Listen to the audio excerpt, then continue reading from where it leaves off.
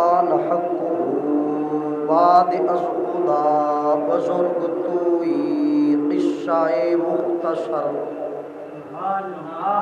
اور یک جانچ کند شادی مسکین کے دو صد جا ساز مفدائے سگ دربان محمد منہ دل بری دیر نا پائیدار زشادی ہمیں یک سخن یادگار اور جس سہانی گھڑی چمکت ہے باقا چاند اس دل افروز ساتھ بلاکھوں سلام اور سیدہ طیبہ طاہرہ زاہدہ جان احمد کی راحت بلاکھوں سلام اور مجھ سے خدمت کے قدسی کہیں ہاں رضا مصطفیٰ جان رحمت بلاکھوں سلام عزیزان گرامی قدر اللہ رب العزت دی حمد و صلاۃ و بعد درود لجپال مدنی آقا سرکار دی ذاتی بابرکات دی اتنی چڑھ تو بعد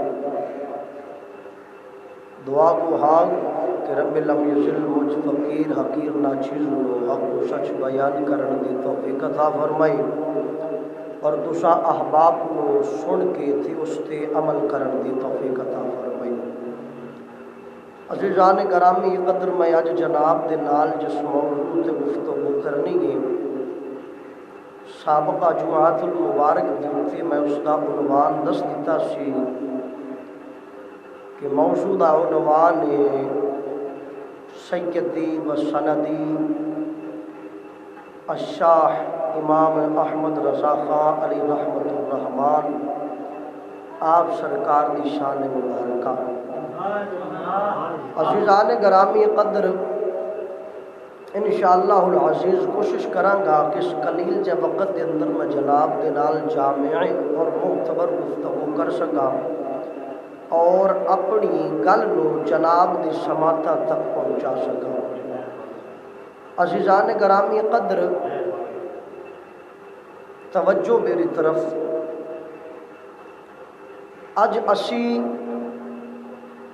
اہل سنت و جماعت الحمدللہ العزیز اس دنیا جہان دے اتے بڑے فخر دے نال سر چاہ کے اسی اپنے آپ کو حضور دا امتی کہنے ہیں ٹھیک ہے یہ رب لم یزل دی بہت وڈی عطا ہے کہ رب لم یزل سانو اسلام عطا فرمایا اور خالص دین اسلام ساڈے تک پہنچایا لیکن عزیزان گرامی قدر اس عطا دے پیچھے بھی اللہ رب العزت نے جو وسیلے رکھے نے ان وسیلیاں دا بھی بہت بڑا کمال ہے اسی یہ نہیں کہہ سکتے کہ ڈائریکٹ ہی اللہ نے ساڈے تے عطا کیتی تے سانو ہدایت نصیب ہو گئی نہیں بلکہ اسی وسیلے دے تحت رب تعالی نے سانو وسیلہ در وسیلہ ہدایت نصیب فرمائی ہے عزیزان گرامی قدر اج اسی اپنے آپ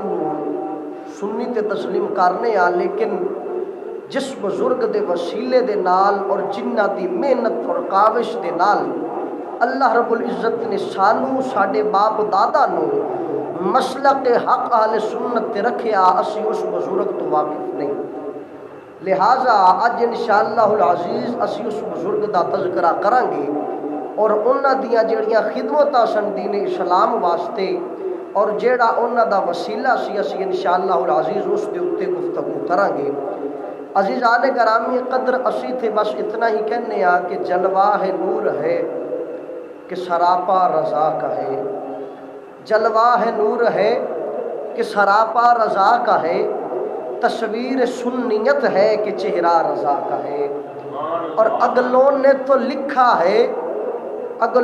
تو لکھا ہے بہت علم پر مگر جو کچھ ہے اس صدی میں وہ تنہا رضا کا ہے اور وادی رضا کی کو ہے ہمالا رضا کا ہے وادی رضا کی کو ہے ہمالا رضا کا ہے جس سمت دیکھیے وہ علاقہ رضا کا ہے اور دستار آ رہی ہے زمیں پر جو سر اٹھے وہ کتنا بلند آج فریرا رضا کا ہے، کتنا بلند آج فریرا رضا کا ہے۔ اور اس دور پر فتن میں نظر خوش عقیدگی سرکار کا کرم ہے، وسیلہ رضا کا ہے، سرکار کا کرم ہے، وسیلہ رضا کا ہے۔ عزیزان گرامی قدر، یقیناً سید اعلیٰ حضرت سرکار دا وسیلہ ہی ہے سی، کرم تو بے شک میرے مصطفیٰ کا تھا، لیکن وسیلہ میرے اعلیٰ حضرت سرکار کا ہے کہ اس اسی پر فتن دور دے اندر جس دے وچ ہر طرفوں کبھی یہودیت فتنہ اٹھا ہوا ہے، کبھی عیسائیت کا فتنہ اٹھا ہوا ہے، ان سب سے بڑھ کر جو ان سب کا مشترکہ فتنہ ہے جس کو نیچریت آکھتے ہیں، یہ نیچریت کا فتنہ جو اٹھا ہوا ہے، اللہ رب العزت نے ہمیں اس فتنے سے بچایا ہوا ہے، تو یقیناً یہ کرم مصطفیٰ کا ہے، وسیلہ میرے رضا کا ہے۔ یقیناً اللہ رب العزت نے ہمیں اس نیچریت کے فتنے سے جو بچایا ہوا ہے، یہ کرم میرے مصطفیٰ کا ہے اور وسیلہ میرے رضا کا ہے۔ سید اعلیٰ حضرت امام احمد رضا خان علیہ رحمت الرحمان، آپ سرکار دی ولادت باسعادت ہندوستان دے شہر بریلی دے وچ ہوئی۔ آپ سرکار دے والد دا نام مولانا تقی علی خان ہے اور آپ دے دادا دا نام مولانا علی رضا خان صاحب علیہ رحمت الرحمان ہے۔ آپ سرکار نے صرف 4 تو 5 سال دی عمر دے اندر ہی ناظرہ دی تعلیم مکمل کر لی سی۔ آپ دی شخصیت ایسی عرفہ و اعلیٰ شخصیت ہے کہ جیڑی کسی تعارف دی محتاج نہیں، اور بلکہ ایسی خصوصیات جیڑیاں ایک انسان دے اندر ساریاں با یک وقت پائیاں جامن یہ مشکل ہی نہیں بلکہ ناممکن نظر آتا ہے، لیکن اللہ رب العزت نے سید اعلیٰ حضرت کو وہ نعمت خدا داد عطا فرمائی تھی کہ آپ کے اندر صرف 1 نہیں، 2 نہیں، 3 نہیں، بلکہ ایسی بے شمار خوبیاں رکھ دی تھیں جو ایک انسان کے اندر جمع ہونا ناممکن ہے۔ جس طرح مثال کے طور کے اوپر اگر کوئی بندہ حافظ ہے، اچھا قوت حافظہ رکھتا ہے، تو اس کی قوت استدلال کمزور ہے۔ اگر کسی کی قوت استدلال قوی ہے تو اس بندے کے اندر علم فقہ کے اندر کمزوری پائی جائے گی، لیکن اگر کسی کے اندر علم فقہ کے اندر مضبوطی پائی جائے تو وہ بندہ حدیث کا صحیح محدث نہیں ہوگا۔ اگر کوئی حدیث کا صحیح محدث ہو تو اس کے اندر اتنی اقتباس کے حوالے سے صحیح معنوں میں سمجھ نہیں آ سکے گی، لیکن میرے سید اعلیٰ حضرت اتنی بلند مرتبہ شخصیت تھے کہ اللہ رب العزت نے جو مقام اور جو مرتبہ عطا فرمایا وہ ایسا جدا گانا ہے کہ آپ حافظ ہونے کے ساتھ ساتھ صحیح العقیدہ عالم بھی تھے، آپ عالم ہونے کے ساتھ ساتھ محدث بھی تھے، آپ محدث ہونے کے ساتھ ساتھ استدلال کرنے والے بھی تھے، آپ استدلال کے ساتھ ساتھ مفتی اعظم بھی تھے، اس کے ساتھ ساتھ آپ محدث بھی تھے، آپ مفکر بھی تھے، ایک وقت کے اندر آپ ماہر فلکیات بھی تھے، آپ ماہر معاشیات بھی تھے، آپ ماہر سیاسیات بھی تھے، حتیٰ کہ علی مکان اللہ نے جو نعمتیں آپ کو عطا فرما دی وہ کسی اور کے حصہ میں نہیں آئی۔ رب لم یزل نے جو نعمتیں آپ کے حصہ میں رکھ دی وہ کسی اور کے حصہ میں آنا تو بہت دور کی بات، ان میں سے چند ایک حصے کسی کے آئی ہو تو آئی ہو، لیکن آنا بہت ہی مشکل بات ہے۔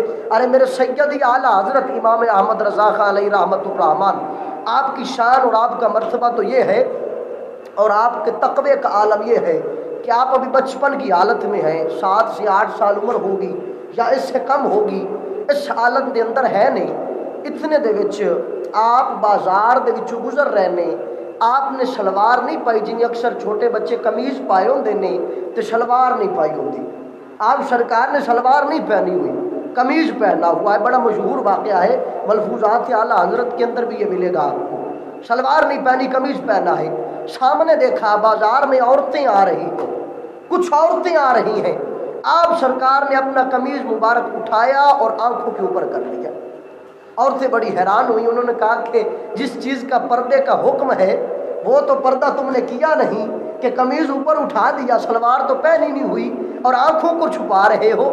تو میرے امام نے بڑا پیارا جواب دیا، آپ نے فرمایا کہ جب آنکھیں دیکھتی ہیں تو تب بندہ گناہ کی طرف متوجہ ہوتا ہے۔ انسان کے کسی جسم کو آنکھیں اللہ نے نہیں عطا کی، سر کے اوپر آنکھیں ہیں، ہاتھ کی آنکھیں نہیں ہیں، پاؤں کی آنکھیں نہیں ہیں، انسان کے جتنے اعضاء ہیں وہ دیکھتے نہیں ہیں۔ سب سے پہلے انسان اگر برائی کرتا ہے تو اس کی برائی کی ابتدا آنکھوں سے ہوتی ہے۔ اس لیے میرے امام اہل سنت نے اپنا کپڑا آنکھوں کے اوپر اس لیے لیا تھا، آپ نے فرمایا کہ جب نہ آنکھیں گناہ دیکھیں گی نہ گناہ کی طرف توجہ ہوگی نہ گناہ کی طرف قدم اٹھیں گے۔ یہ امام اہل سنت ہے جس کو امام احمد رضا خان کہا جاتا ہے۔ اور پھر آپ کے ایک استاد تھے جو آپ کو پڑھانے کے لیے آتے تھے، قرآن پاک کی تعلیم دیتے تھے۔ ایک دن استاد سبق پڑھا رہے ہیں، استاد پڑھاتے ہیں زبر، آپ پڑھتے ہیں زیر، استاد پڑھاتے ہیں زبر، آپ زیر پڑھتے ہیں۔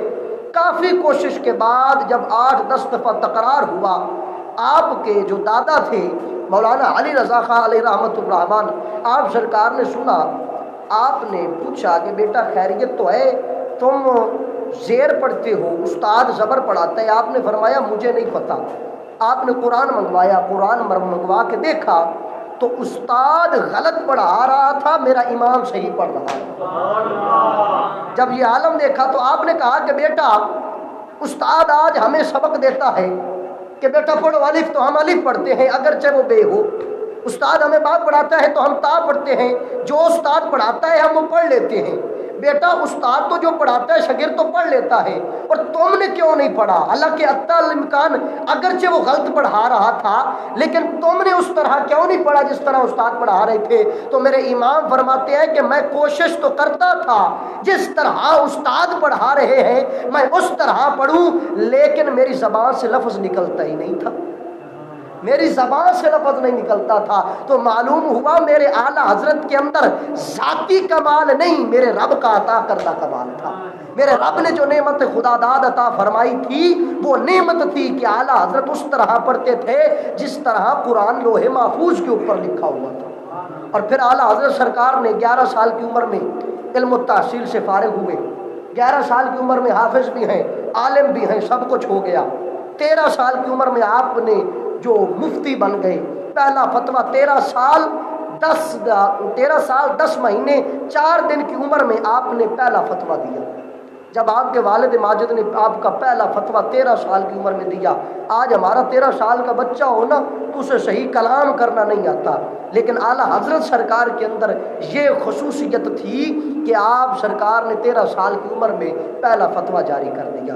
پھر اس سے لے کر مرتے دم تک آپ سرکار فتوے لکھتے رہے، اور آپ کے والد نے آپ کو اپنی جو فتاوی والی نشست تھی دارالافتاء والی وہ عطا فرما دی۔ یہ شان اعلیٰ حضرت ہے، اللہ رب العزت نے یہ شان میرے امام کو عطا فرمائی ہے۔ اور آپ کا شان اور آپ کا مقام اور مرتبہ تو یہ ہے کہ آپ اچھے مفتی بھی تھے، اچھے عالم بھی تھے، ان کے ساتھ ہوتے ہوئے بھی آپ سرکار اچھے شاعر بھی تھے۔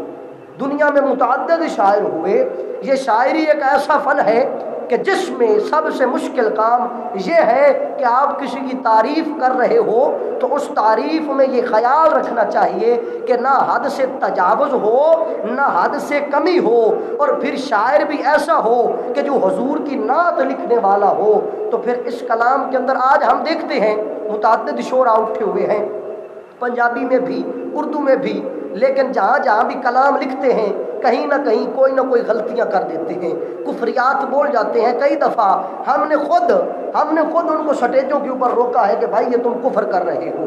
یہ ایک شاعر تھا پنجابی کا، میں دوران بیان بیٹھا ہوا تھا تو وہ حضرت صاحب شعر پڑھنے لگے کہ جی ایک پاسے رب دسدا ایک پاسے تو دسدا، ہن مینوں دس میں رب ویکھاں یا تینوں ویکھاں؟ تے میں انہوں کہ حضرت صاحب رک جائے، کفر کر بیٹھے ہو، اپنا ایمان دے بیٹھے ہیں۔ یہ فن شاعری اتنا مشکل فن ہے، لیکن صدقے جاؤں میرے امام اہل سنت کے، آپ سرکار نے فن شاعری بھی اختیار کیا تو ایسا کمال کا اختیار کیا کہ آپ کی مثل زمانے میں نہیں ملتی۔ آپ سرکار نے اگر شعر لکھنا چاہا تو اس طرح لکھ دیا کہ آپ نے فرمایا کہ واہ کیا جود و کرم ہے شاہ بتہا تیرا، اور نہیں سنتا ہی نہیں مانگنے والا تیرا، اور میں تو مالک ہی کہوں گا کہ ہو مالک کے حبیب، یعنی محبوب و محب میں نہیں میرا تیرا، اور تیرے ٹکڑوں پہ پلے یا رسول اللہ یا حبیب اللہ، تیرے ٹکڑوں پہ پلے غیر کی ٹھوکر پہ نہ ڈال، ارے جھڑکیاں کھائے کہاں چھوڑ کے صدقہ تیرا۔ نعرہ تکبیر، نعرہ رسالت، نعرہ تحقیق، نعرہ حیدری۔ اور آپ کے برادر اکبر مولانا حسن رضا خان صاحب علیہ رحمۃ الرحمان، آپ فن شاعری میں شاگرد ہیں مولانا داغ دہلوی رحمۃ اللہ تعالیٰ علیہ کی۔ مولانا حسن رضا خان صاحب جو شاگرد ہیں وہ داغ دہلوی کے ہیں۔ تو ایک دن سید اعلیٰ حضرت اس طرح اپنا کلام لکھ رہے ہیں، حضور کی شان میں لکھتے جا رہے ہیں کہ اتنے میں آپ کے برادر اکرم آتے ہیں، حضرت سیدی و سندی مولانا حسن رضا خان صاحب۔ آپ نے کہا کہ بھائی آپ بھی شاعری کرتے ہو، میرے استاد کا بڑا نام ہے، بہت بڑا شاعر ہے، تم اپنا کلام دے دو، میں اپنے استاد کو دکھاؤں گا، اس میں اگر کوئی غلطی ہوگی نا تو وہ اس کو صحیح کر دے گا۔ آپ نے فرمایا اچھا ٹھیک ہے بھائی میرا کلام لے جاؤ۔ آپ کلام لے کے چلے گئے۔ کلام کیا تھا؟ کلام یہ تھا کہ ان کی مہک نے دل کے غنچے کھلا دیے ہیں۔ اعلیٰ حضرت سرکار نے کلام لکھا کہ ان کی مہک نے دل کے غنچے کھلا دیے ہیں۔ اگر اس کو پنجابی میں آسان کیا جائے تو یوں بنتا ہے کہ یا رسول اللہ تہاڈی جڑی خوشبو سی نا وہ ایسی دنیا دے اوتے پھیلی ہے کہ جدوں بھی تہاڈا ذکر کیتا ہے ساڈے دل دے پھول کھل پے نے۔ اے کلام سی آپ نے لکھا کہ ان کی مہک نے دل کے غنچے کھلا دیے ہیں، جس راہ چل دیے ہیں کوچے بسا دیے ہیں، جب آ گئی ہے جوش رحمت پہ ان کی آنکھیں جلتے بجھا دیے ہیں، روتے ہنسا دیے ہیں، اور اللہ کیا جہنم اب بھی نہ سرد ہوگا۔ عرض کر رہے ہیں میرے امام کہ یا باری تعالیٰ جہنم حاجے بھی ٹھنڈا نہیں ہوئے گا کدوں کہ اللہ کیا جہنم اب بھی نہ سرد ہوگا، اور رو رو کے مصطفیٰ نے دریا بہا دیے ہیں۔ فرمایا کہ میرے سونے نے تو رو رو کے دریا بہا دیتے نے، میرے مولا حاجے بھی جہنم ٹھنڈی نہیں ہونے لگی، رو رو کے مصطفیٰ نے دریا بہا دیے ہیں۔ الغرض جدوں یہ کلام لکھیا نا آپ سرکار نے، اور یہ کلام مولانا حسن رضا خان داغ دہلوی کے پاس لے کے گئے، انہوں نے کہندے نے کہ استاد جی اے میرے بھائی نے کلام لکھیا ہے حضور دی شان دے وچ، اس دے وچ اگر کوئی غلطی ہے نا تے تسی غلطی صحیح کرو۔ تے انہوں نے جدوں کلام پڑھنا شروع کیتا کہ ان کی مہک نے دل کے غنچے کھلا دیے ہیں، داغ دہلوی کلام پڑھتے جاندے نے تے نال نال روندے جاندے نے، نال نال اکھاں دے وچ اتھرو جاری ہو گئے، اور جدوں اس مصرے دے اوتے پہنچدے نے کہ اللہ کیا جہنم اب بھی نہ سرد ہوگا، اور رو رو کے مصطفیٰ نے دریا بہا دیے ہیں، جدو اس مصرے دے پہنچے تے آپ ڈھائی مار کے رون لگ پے کہ کیسا عشق بھرا اور محبت بھرا کلام لکھ چھڑیا۔ اور جدو مولانا حسن رضا خان نے کہا نا کہ حضور دے وچوں غلطی تے کڈو کہ انہوں نے غلطی کیڑی کیتی ہے، آپ نے پھر اس کلام دا مقطع لکھیا سی جڑا مقطع ہدایت بخشش دے اندر موجود ہے نا سید اعلیٰ حضرت دی طرف، اے اعلیٰ حضرت دا نہیں لکھی ہویا، اے داغ دہلوی نے لکھیا سی۔ انہوں نے لکھیا سی کہ ملک سخن کی شاہی تم کو رضا مسلم، ملک سخن کی شاہی تم کو رضا مسلم، اور جس سمت آ گئے ہو سکے بٹھا دیے۔ اب آپ نے فرمایا کہ جڑا سخن دا ملک ہے، سخن دی دنیا ہے، مطلب کی فرمایا جڑی لکھن لکھان دی دنیا ہے، شاعری دی دنیا ہے اور آداب دی دنیا ہے، فرمایا ملک سخن کی شاہی تم کو رضا مسلم، فرمایا کہ جڑی اس سخن والی دنیا ہے اس دی بادشاہی رضا تینوں سونی لگدی ہے۔ فرمایا رضا تمہیں اچھی لگتی ہے، اور تو جتھے جتھے جس پاسے بھی آ گئے اوتھے اوتھے ہی تو اپنے سکے بٹھا کے چلا گئے۔ ملک سخن کی شاہی تم کو رضا مسلم، جس سمت آ گئے ہو سکے بٹھا دیے ہیں۔ یہ تھے میرے اعلیٰ حضرت سرکار۔ اور پھر اج اسی بڑا ایک کہنے آ کے اسی الحمدللہ سننیاں لیکن سانو یہ نہیں پتا کہ جس دے صدقے دے نال اللہ نے سانو سنی بنایا ہے اس امام دے ساڈے اوپر کتنے بڑے احسان نے. ارے اس امام کے ہمارے اوپر احسان گننا چاہے تو گن نہیں سکتے. میں بات کو اختصار کے ساتھ پیش کرنے لگا ہوں. میرے سیدی و سندی امام احمد رضا خان علیہ رحمۃ الرحمن، آپ سرکار وہ شخصیت ہیں، وہ بلند پایا شخصیت ہیں.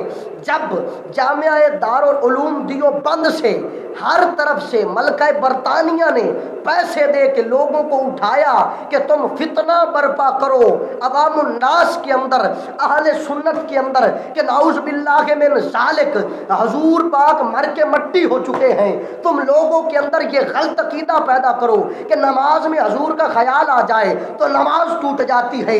تم لوگوں کے اندر یہ باطل عقیدہ پیدا کرو کہ اگر تم حضور کے نام کو اتنی تعظیم اور عزت دو گے تو تم مشرک ہو جاؤ گے، اگر تم حضور کی تعریف کرو گے تو تم شرک کر بیٹھو گے. جب لوگوں نے یہ فتنہ کھڑا کرنا شروع کیا، جس میں قاسم نانوتوی جیسا بے غیرت بھی شامل تھا، جس میں مودودی جیسا بے غیرت بھی شامل تھا، اور جس میں گنگوئی جیسا بندہ بھی شامل تھا، جس میں اشرف علی تھانوی جیسا لانتی بھی شامل تھا، جس میں یہ مودودی جیسے بھی شامل تھے، جس کا قرآن کا ترجمہ یہ میرے ہاتھوں میں موجود ہے، آپ لوگ دیکھ سکتے ہیں. اس کی تفسیر اٹھا کر دیکھیں، سورۃ الفتح آیت نمبر 2 کے اندر یہ بے غیرت لکھتا ہے کہ اے محبوب، بے شک ہم نے آپ کو کھلی فتح عطا کر دی، ہم نے آپ کے صدقے میں آپ کے اگلے اور آپ کے پچھلے گناہ معاف کر دیے. یہ لعنتی حضور کو گناہ گار ثابت کر رہا ہے. اور اس کے مقابلے میں میرے امام اہل سنت کا یہ کنز الایمان اٹھا کر دیکھ، 26 سپارہ کھول، سورہ فتح کھول، اس کی آیت نمبر 2 کھول، اس کے اندر میرے امام نے یہ ترجمہ کیا ہے. میرے امام نے تو محبت کے وہ پھول نچھاوت کر دیے کہ جو کسی کی سمجھ میں نہیں آتے. میرے امام نے فرمایا کہ اے محبوب، بے شک ہم نے آپ کو کھلی فتح عطا کی، اور آپ کے صدقے میں ہم نے آپ کے جو یار تھے، جو بیلی تھے، آپ کے اگلوں کے اور آپ کے پچھلوں کے گناہ معاف کر دیے. اور وہ لعنتی تو یہ لکھ رہے ہیں کہ محبوب آپ کے گناہ معاف کیے، اور میرا امام لکھ رہا ہے کہ بے غیرت تو جھوٹ بولتا ہے، تو بکواس کرتا ہے. میرا محبوب تو ایسی شان والا ہے کہ اس کے ساتھ جو لگ جائے رب اس کے صدقے میں اس کی آنے والی نسلوں کے گناہ معاف کر دیتا. میرا امام کا تو یہ عقیدہ تھا اور ان بے غیرتوں کا یہ عقیدہ تھا. ارے جس وقت مولوی یہ لکھنے میں مشغول تھے کہ حضور کا خیال نماز میں نہ آئے، نماز ٹوٹ جاتی ہے، میرا امام اس وقت بریلی کے مدرسے میں بیٹھ کر یہ لکھ رہا تھا کہ سب سے اولا ہو اعلیٰ ہمارا نبی، سب سے بالا ہو اعلیٰ ہمارا نبی. اور کیا خبر کتنے تارے کھلے چھپ گئے، پر نہ ڈوبے نہ ڈوبا ہمارا نبی. کرنو بدلی رسولوں کی ہوتی رہی، چاند بدلی کا نکلا ہمارا نبی. خلق سے اولیاء، اولیاء سے رسول، اور سب رسولوں سے اعلیٰ ہمارا نبی. غم زدوں کو رضا مجدہ دیجئے کہ ہے بے کسوں کا سہارا، بے کسوں کا سہارا ہمارا نبی. فرمایا بے کسوں کا سہارا ہمارا نبی. اور جس وقت مولوی یہ لکھ رہے تھے اور ببنگ دوہل یہ بکواسات کر رہے تھے کہ حضور کی تعظیم بڑے بھائی جتنی کرو، ارے جس نے تقویت الایمان کے اندر اور صراط المستقیم کے اندر اپنی گستاخیاں کی، اس اسماعیل دہلوی جب یہ لکھ رہا تھا کہ حضور کا خیال نماز میں آئے تو نماز ٹوٹ جاتی ہے، نبی کی تعظیم بڑے بھائی جتنی کرو، تو اس وقت میرا بریلی کا رضا لکھ رہا تھا کہ لم یاتی نذیر و کفی نظرم مثلے تو نہ شد پیدا جانا، اور جگ راج کو تاج تورے سرسو ہے تجھ کو شہید و سرا جانا. اور جب مولوی یہ لکھ رہے تھے کہ حضور کو دیوار پار کا علم نہیں، یہ الگ بات ہے کہ بخاری کی حدیث ہے حضور نے فرمایا مات علی شیء باتہ اللہ علیہ، حضور نے فرمایا کہ رب لم یزل نے مجھے وہ نعمتیں عطا کر دی جو کسی اور کے حصہ میں نہیں آئی. اور جس وقت میرے نبی پاک سرکار نے فرمایا کہ من احیا سنتی فقد احبنی ومن احبنی کان معی یوم القیامت فی الجنہ، جس وقت نبی پاک سرکار یہ فرما رہے تھے کہ جس نے میری ایک سنت کو زندہ کیا اس نے میں مصطفیٰ سے محبت کی، جس نے میں مصطفیٰ سے محبت کی وہ قیامت والے دن میرے ساتھ ہوگا. جس وقت میرے مصطفیٰ یہ فرما رہے تھے ما من شیء ام لم اریتهم الا رأیتهم فی مقامی ھذا حتی الجنۃ والنار وقال قالت رسول اللہ صلی اللہ علیہ وآلہ وسلم وفی روایت اسماء بنت ابی بکر صدیق وفی روایت امام مسلم و امام بخاری. جب امام بخاری نے امام مسلم سے حضرت سیدنا اسماء بنت ابی بکر صدیق سے یہ حدیث نقل کی تھی، ارے اس وقت ان بے غیرت مولویوں کو یہ حدیث نظر نہیں آ رہی تھی جو یہ کہہ رہے تھے کہ مصطفیٰ کو دیوار پار کا علم نہیں. میرے نبی نے فرمایا ما من شیء املم اریتہم الا رأیتہم فی مقامی ھذا حتی الجنۃ والنار. اور رب نے مجھے مصلی کے اوپر کھڑے ہو کے وہ مقام دکھا دیے ہیں جو مجھ سے پہلے کسی کو نظر نہیں آتے. فرمایا حتی الجنۃ والنار، یہاں تک کہ میں نے جنت بھی دیکھی ہے یہیں پر کھڑے ہو کے، جہنم بھی دیکھی ہے یہیں پر کھڑے ہو کے. اور پتہ یہ چلتا ہے کہ جنت کہاں ہے جہنم کہاں ہے. جنت 7 آسمانوں کے اوپر ہے، جہنم 7 زمینوں کے نیچے ہے. تو پتہ چل گیا کہ نگاہ مصطفیٰ اوپر اٹھے تو 7 آسمان گزر جاتی ہے، ارے نیچے جھکے تو 7 زمینوں سے گزر جاتی ہے.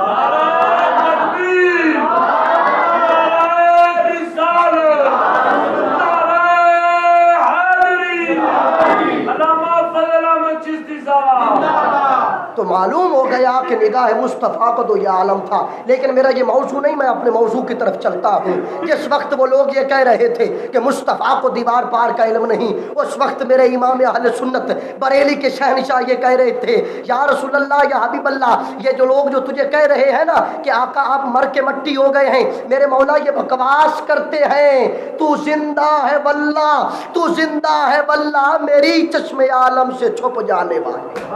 فرمایا سونیا تو زندہ ہے لیکن سانو نظر نہیں آندا. وکری گل ہے کیوں اسی گناہ گار ہاں. یہ میرا بریلی کا رضا ہے، اسے امام احمد رضا کہتے ہیں.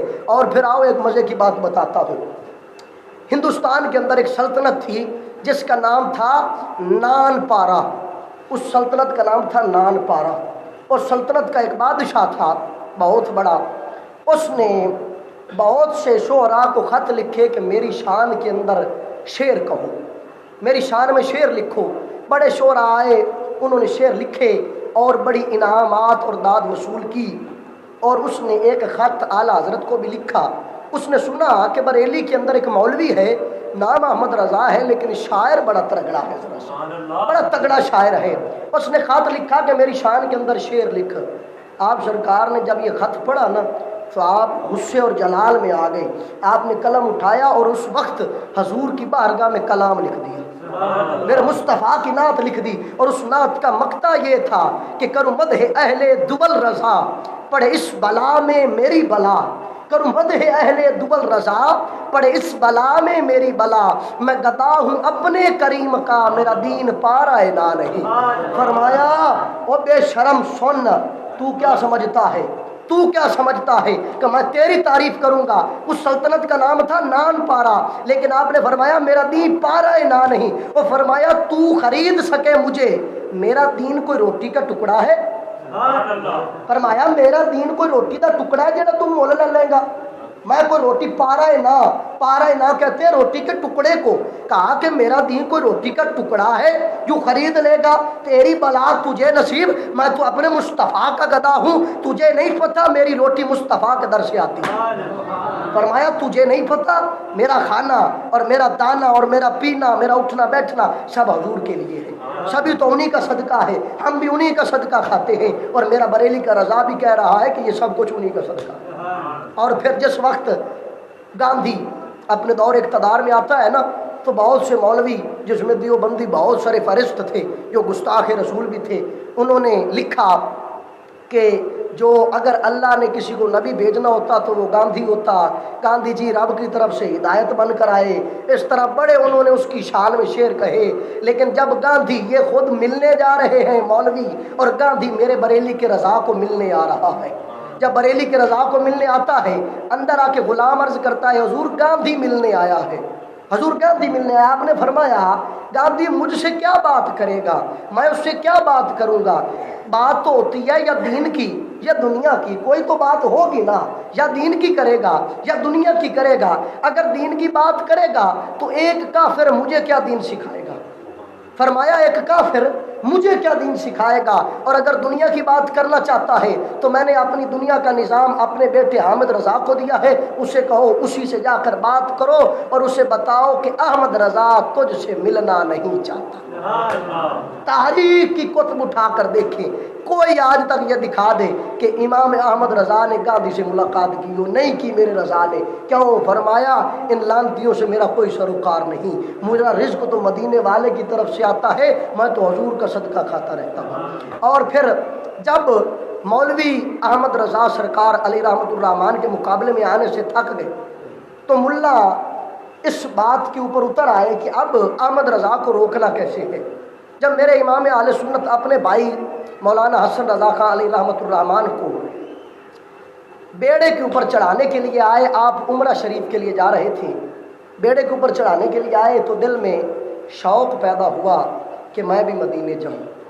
امام اہل سنت کے دل میں شوق پیدا ہوا کہ مجھے بھی مدینہ جانا چاہیے، حضور کا شہر دیکھنا چاہیے۔ جب یہ طلب ہوئی تو آپ بھی کشتی میں سوار ہو گئے، بیٹھ گئے۔ جب کشتی میں بیٹھ گئے تو رستے میں کشتی کے اندر طوفان آیا۔ جب طوفان آیا تو آپ سرکار سبھی لوگ ادھر ادھر دوڑنے لگ گئے تو میرے اعلیٰ حضرت نے مدینے کی طرف منہ کر کے ایک جملہ کہا کہ البحر علا و الموج طغا، من بے کس و طوفان ہوش و ربا مجدھار میں ہوں، بگڑی ہے ہوا موری نیا پار لگا جانا۔ عرض کیا یا رسول اللہ، یا حبیب اللہ، ہم طوفان میں ہیں، کشتی بھی پھنسی ہوئی ہے، میرے مولا تیرے سوا کوئی سہارا نہیں، آپ نگاہ رحمت فرمائیں اور ہماری کشتی کو مجدار سے پار کریں۔ جب مدینے پہنچتے ہیں، مدینے پہنچے تو آپ سرکار کے دل کے اندر شوق پیدا ہوا، جس طرح عاشق کے دل کے اندر شوق پیدا ہوتا ہے کہ ہم مدینے جائیں گے تو حضور کی زیارت ہو جائے گی۔ میرے امام کے دل میں بھی شوق پیدا ہوا کہ جب مدینے جاؤں گا تو زیارت ہو جائے گی۔ مدینے پہنچے، روضہ رسول کے سامنے پہنچے، صلاۃ و سلام پڑھنا شروع کر دیا۔ جب مدینے میں پہنچے تو آپ سرکار نے کلام لکھا کہ پھر کے گلی گلی تباہ، ٹھوکریں سب کی کھائیں کیوں، دل کو جو عقل دے خدا پھر تیری گلی سے جائیں کیوں۔ فرمایا جی اس نو عقل آ جاوے جڑا اندر بیٹھا ہے تے پھر تیری گلی چ سونے کہدا دل کردا ہے کہ اسی جائیے، کہدا دل کردا ہے کہ ایڈی سونی گلی چھڈ کے جائیے۔ بہرحال آپ سرکار وہاں پہنچتے ہیں، جب روضہ رسول کے سامنے بیٹھے تو دل کے اندر شوق پیدا ہوا کہ حضور کی زیارت ہوگی۔ بیٹھے رہے، زیارت نہیں ہوئی۔ ایک دن گزر گیا، دوسرا دن گزر گیا، تیسرا دن گزر گیا، چوتھا دن گزرا نا تو آپ سرکار کے اندر خیال آیا کہ نہیں احمد رضا، تیری اتنی اوقات نہیں ہے کہ حضور تجھے زیارت کرائے، تیری اتنی اوقات نہیں ہے کہ حضور تجھے زیارت کرائے۔ تو قلم اٹھایا تو لکھنا شروع کر دیا کہ وہ سوئے لال ازار پھرتے ہیں، تیرے دن اے بہار پھرتے ہیں، جو تیرے در سے یار پھرتے ہیں، در بدر یوں ہی خار پھرتے ہیں، اور میں اس گلی کا گدا ہوں جس میں مانگتے تاجدار پھرتے ہیں۔ پھول کیا دیکھوں میری آنکھوں میں دشت طیبہ کے خار پھرتے ہیں۔ اور مقطع کے اوپر آپ نے انتہا کر دی، کہتے ہیں کہ کوئی کیوں پوچھے تیری بات رضا، بھائی کوئی کیوں پوچھے تیری بات رضا، تجھ سے کتے ہزار پھرتے ہیں۔ آپ نے فرمایا کہ میں مدینے کیویں آ گیا وا، میں کیویں آکھ سکنا کہ حضور مینوں زیارت کران گے، میرے ورگے تے ہزاراں پھردے نے، میرے ورگے تے لکھاں کروڑاں پھردے نے، میری کتھے اوقات ہے کہ حضور زیارت کران۔ لیکن جب یہ کلام لکھا تو سوئے نہیں، ابھی جاگ رہے ہیں۔ دو شخصیات ایسی ہیں جن کو حضور نے ظاہری عالم میں دیدار کرایا ہے، ایک گولڑے کا تاجدار پیر مہر علی شاہ ہے، ایک بریلی کا شہنشاہ امام احمد رضا ہے۔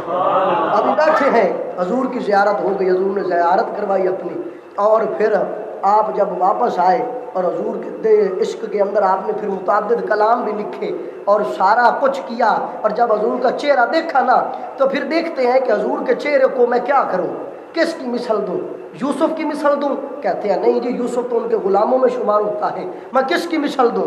بہت سوچا، آخر کر کہا کہ چلو اور نہیں تو تشبیہات دیتا ہوں۔ تشبیہات دینے شروع کی تو آخر میں خود ہی کہتے ہیں کہ نہیں، پہلے کہتے ہیں رخ دن ہے یا مہرے سما، یہ بھی نہیں وہ بھی نہیں، شب زلف ہے یا مشکید تھا، فرمایا یہ بھی نہیں وہ بھی نہیں۔ پہلے کہتے ہیں کہ حضور دا چہرہ مبارک جڑا ہے نا، رخ دن ہے یا میرے سما، یہ چہرہ حضور دا چن ورگا ہے۔ پھر آپ کہتے ہیں نہیں چن نالوں جڑا سورج ہے نا وہ بہت روشن ہوتا ہے، پھر کہتے ہیں سورج وانگے۔ تے پھر جدوں اس نتیجے تے پہنچتے ہیں نا کہ چن تے سورج انہاں دیاں تے انگلیاں تے اشاریاں تے چلدے نے، پھر آخر تے کہندے نے یہ بھی نہیں وہ بھی نہیں۔ کہندے نے کہ سونیا نہ چن تواڈے ورگا ہے نہ سورج تواڈے ورگا ہے، تواڈی مثل کوئی بھی نہیں بن سکتا۔ کیوں؟ فرمایا وہ کمال حسن حضور ہے کہ گمان نقص جہاں نہیں، یہی پھول خار سے دور ہے، یہی شمع ہے کہ دھواں نہیں۔ اور لوگ کہتے ہیں کہ اللہ نے عرش بھی بنایا ہے، قیامت والے دن حساب کتاب بھی ہونا ہے، ایمان ہے کہ نہیں ہے؟ حساب کتاب ہونا ہے قیامت والے دن، مسند بھی لگنی ہے، عرش بریم بھی لگنا ہے، لوح ہے، کرسی بھی ہے، سب کچھ ہے۔ تو میرے اعلیٰ ہم سوچتے ہیں کہ یہ کس کے لیے ہے؟ اللہ رب العزت کا تو کوئی مقام نہیں، پھر رب نے یہ مقام کیوں بنائے؟ تو میرے اعلیٰ حضرت لکھتے ہیں کہ وہی لا مکاں کے مکیں ہوئے، سر عرش تخت نشیں ہوئے، وہی لا مکاں کے مکیں ہوئے، سر عرش تخت نشیں ہوئے۔ اور وہ نبی ہے جس کے ہیں یہ مقام، وہ خدا ہے جس کا مقام نہیں۔ وہ نبی ہے جس کے ہیں یہ مقام، وہ خدا ہے جس کا مقام نہیں۔ فرمایا خدا کا کوئی مقام نہیں، لیکن خدا نے جو مسند بنائی ہے یہ اپنے مصطفیٰ کے لیے بنائی ہے۔ اور پھر آپ سرکار مدینہ پہنچے تو دوسری دفعہ جب زیارت کے لیے گئے تو آپ کا بیٹا مولانا حامد رضا خان آپ کے ساتھ تھا۔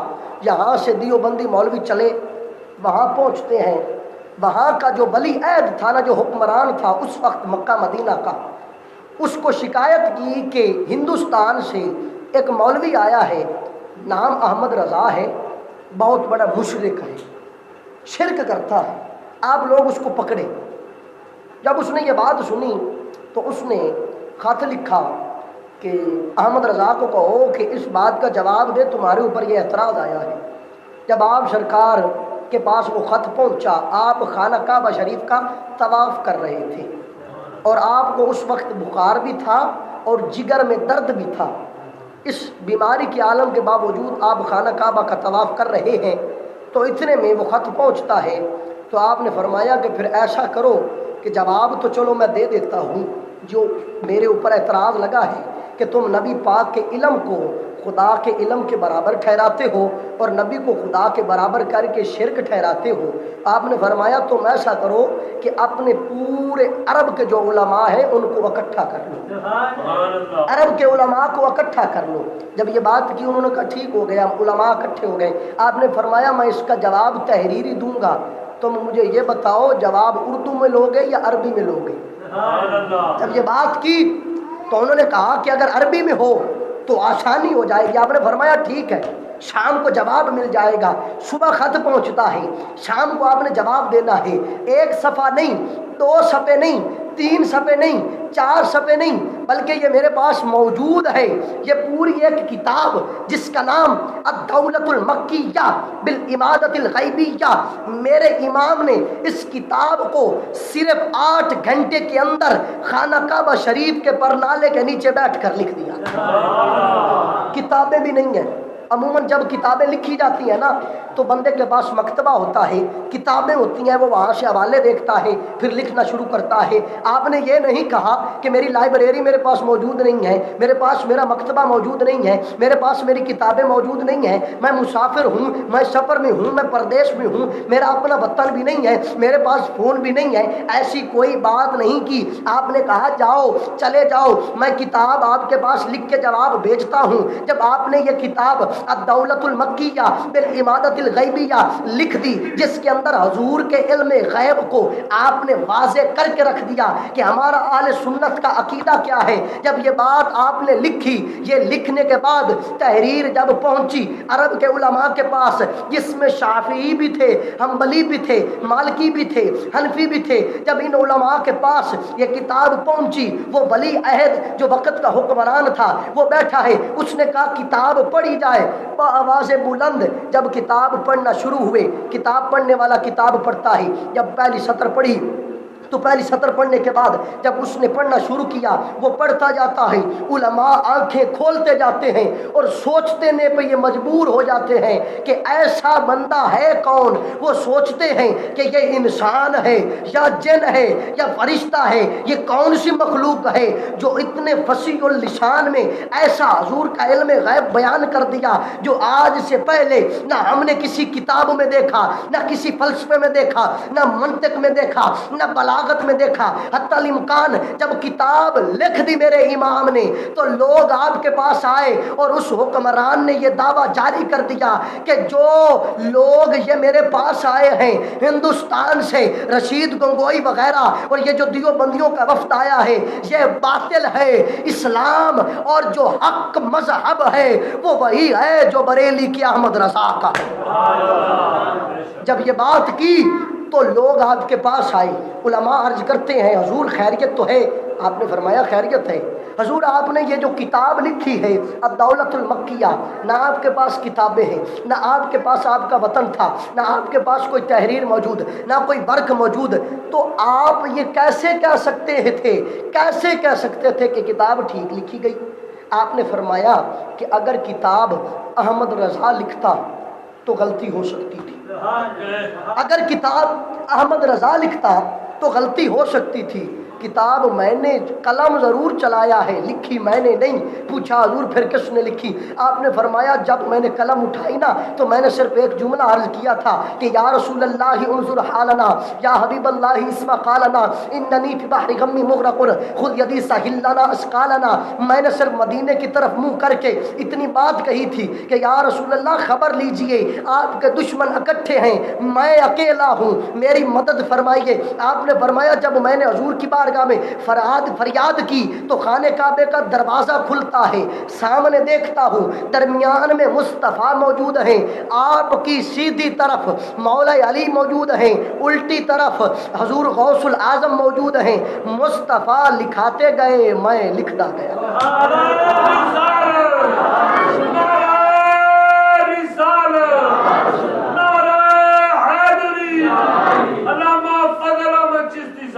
آپ نے فرمایا مصطفیٰ لکھاتے رہے ہیں. ارے یہ وہ کتاب ہے جو احمد رضا نے خود نہیں لکھی، میرے مصطفیٰ نے لکھائی ہے. اور اس کتاب کے اگلے حصوں میں آپ کو میں دکھا سکتا ہوں اگر وقت اجازت دیتا کہ اس کے اندر 40 ایسے خطوط موجود ہیں جو عرب و عجم کے معتبر علماء نے جب آپ کی یہ کتاب پڑھی تو آپ کو خط لکھے کہ آپ بہت بڑے جید عالم دین ہیں. اور آپ کے پاس جب عرب کے اندر کوئی فتویٰ جاتا نا تو لوگ وہاں فتوے کا جواب نہیں دیتے تھے علماء. اس وقت وہ پوچھتے تھے کہاں سے آئے ہو؟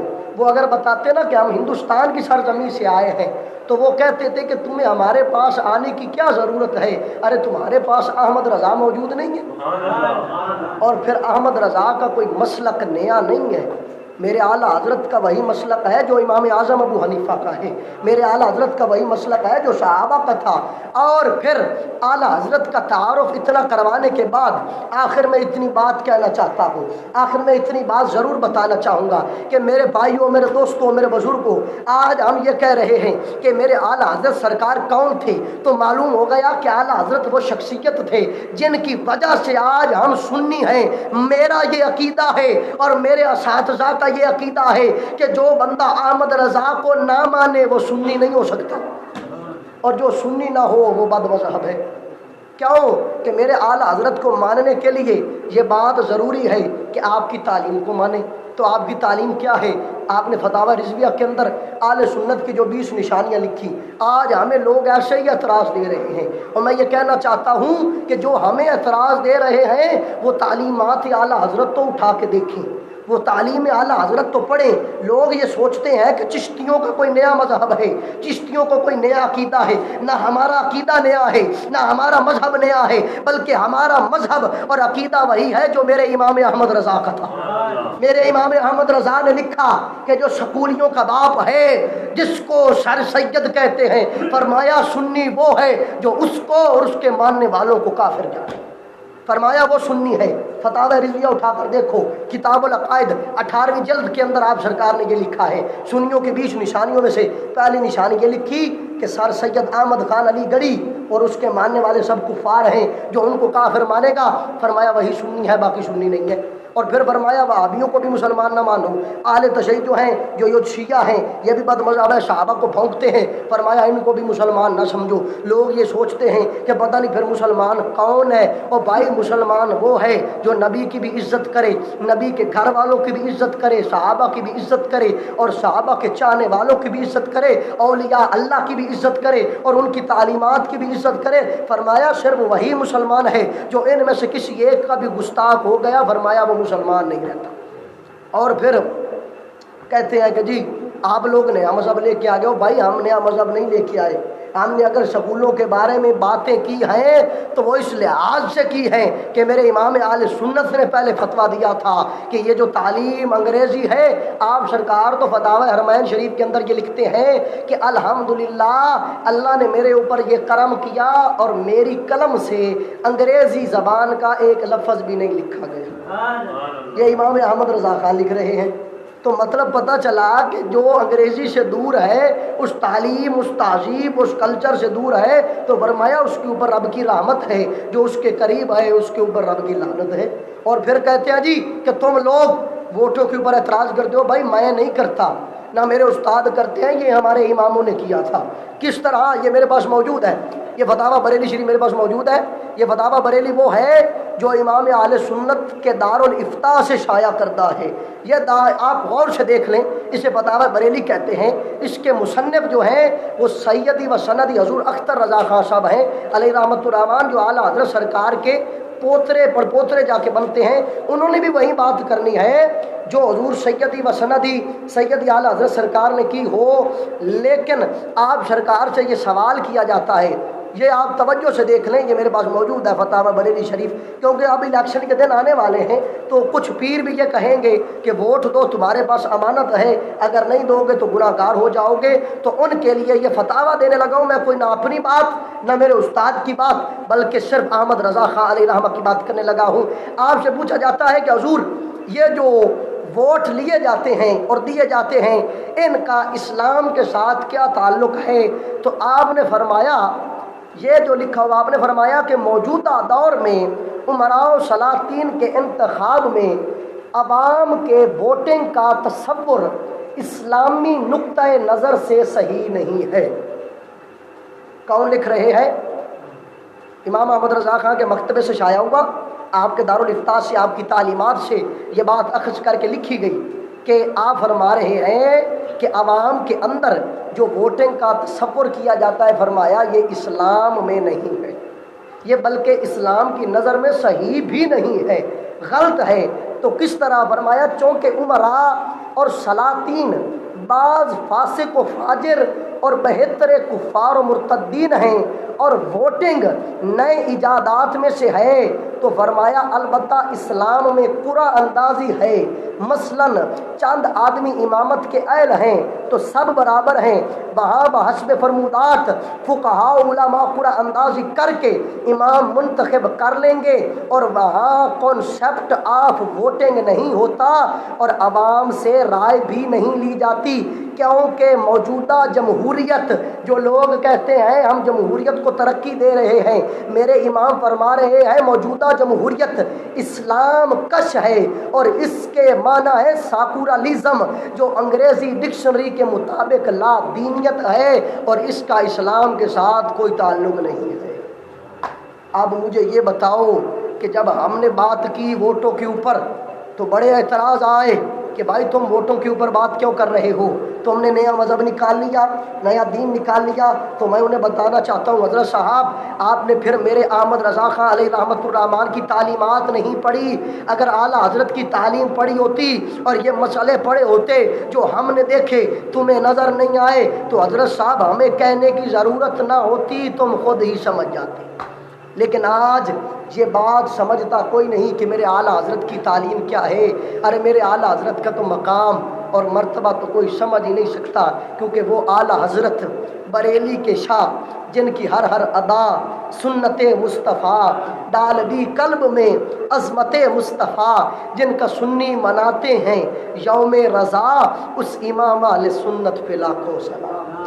امام اہل سنت تو وہ ہیں کہ جب دنیا جہان کے اندر آپ کے مخالفین اٹھ رہے تھے، کوئی کچھ کہہ رہا تھا، کوئی کچھ کہہ رہا تھا، تو میرا امام اس وقت یہ کہہ رہا تھا کہ مصطفیٰ جان رحمت پہ لاکھوں سلام، شمع بزم ہدایت پہ لاکھوں سلام، اور پھر سلام بھی ایسا لکھا کہ جس کی مثل زمانے میں نہیں ملتی۔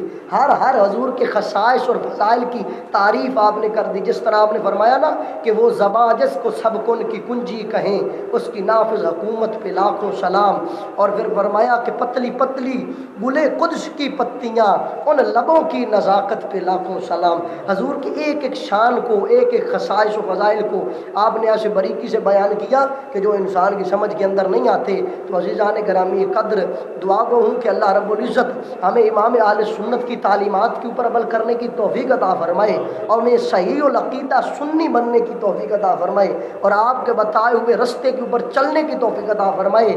اور پھر یہود و نصارہ، اور جس طرح مثال کے طور پر آخری بات کہنے لگا ہوں کہ دودھ ہوتا ہے نا، دودھ، اس دودھ کے اندر اگر پانی کی جگہ پیشاب مل جائے تو دودھ خراب ہو جاتا ہے، اگر اس کے اندر گٹر کا پانی مل جائے تو دودھ تب بھی خراب ہو جاتا ہے، اگر اس کے اندر گوبر مل جائے تو دودھ تب بھی خراب ہو جاتا ہے، اگر اس کے اندر مٹی مل جائے تو دودھ تب بھی خراب ہو جاتا ہے۔ الغرض دودھ کو پاک رکھنے کے لیے ہر قسم کی نجاست سے بچانا ضروری ہے۔ اسی طرح اگر ہم اپنے آپ کو صحیح عقیدے پہ رکھنا چاہتے ہیں تو ہمیں ہر قسم کے فتنے سے اپنے مسلک کو بچانا ضروری ہے۔